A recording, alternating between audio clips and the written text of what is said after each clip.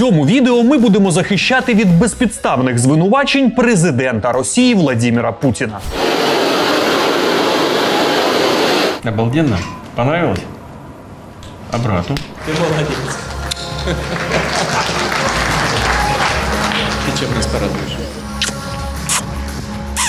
Ці відео нічого не доводять, хоча дехто скаже, а як же те найвідоміше відео? З нього все одразу стає зрозуміло. Тебя как зовут? Никита? А ми відповімо, це теж нічого не доводить. І це, і це, і це, і це, і це. І ось це нічого не доводить. І навіть ось це. Маленькие, сладкие детишки. Я думаю, это естественное чувство для каждого человека. У меня в моей жизни это и есть. Я очень рад этому.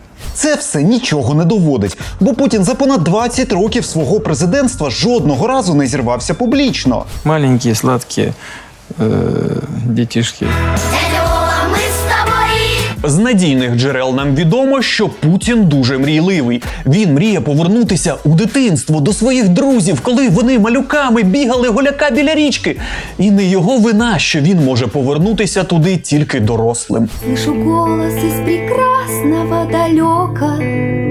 На посаді президента Путін виконав багато своїх дитячих мрій, більшість з яких виникли, коли йому вже було за 30. І це теж можна зрозуміти. Бо хто, як невідповідальний лідер величезної держави, має потурбуватися, щоб кожна російська дитина ще змалку відчувала всередині міцний і твердий патріотичний стрижень. Во время парада на Красной площади Россия представила созданную президентом Путиным юнармию. Военно-патриотическое движение «Юнармия».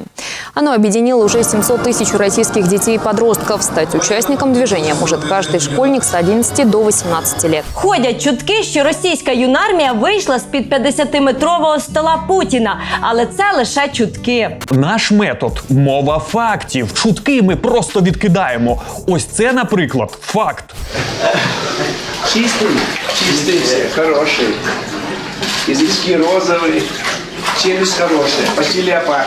Але повернемось до президента Росії. Вас могли б занепокоїти ось ці слова Путіна, які він хотів сказати на останньому засіданні Ради безпеки Російської Федерації. Світло мого життя, вогонь моїх чересел, гріх мій, душа моя. Кінчик язика виконує 3 кроки під небінням, щоб на 3-му штовхнутися об зуби. Ти, на. Та Путін втримався і цих слів не сказав. Бо Рада безпеки Російської Федерації – це не ранчо Неверленд, а серйозна державна інституція.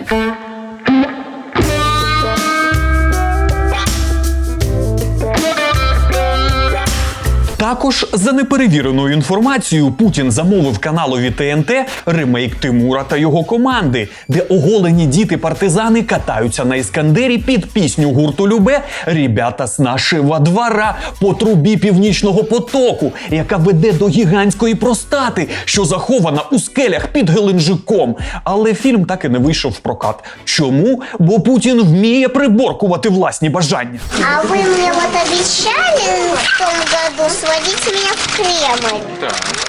Так і не сводили.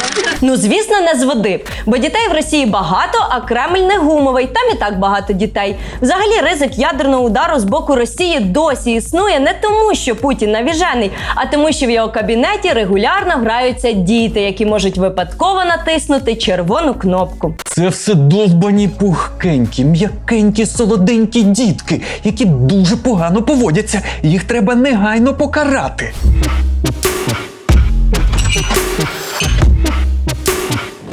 Але діти пручаються. І ми категорично проти, що після оголошення вироку Путіну щодо нього застосували хімічну кастрацію, без належних доказів його злочинних дій проти російських дітей. Якщо ви зрозуміли натяк, то терміново підпишіться на YouTube-канал Телебачення Торонто. А якщо ви не зрозуміли натяк, то можете просто підписатися на YouTube-канал Телебачення Торонто. В наступних випусках ми все пояснимо детальніше.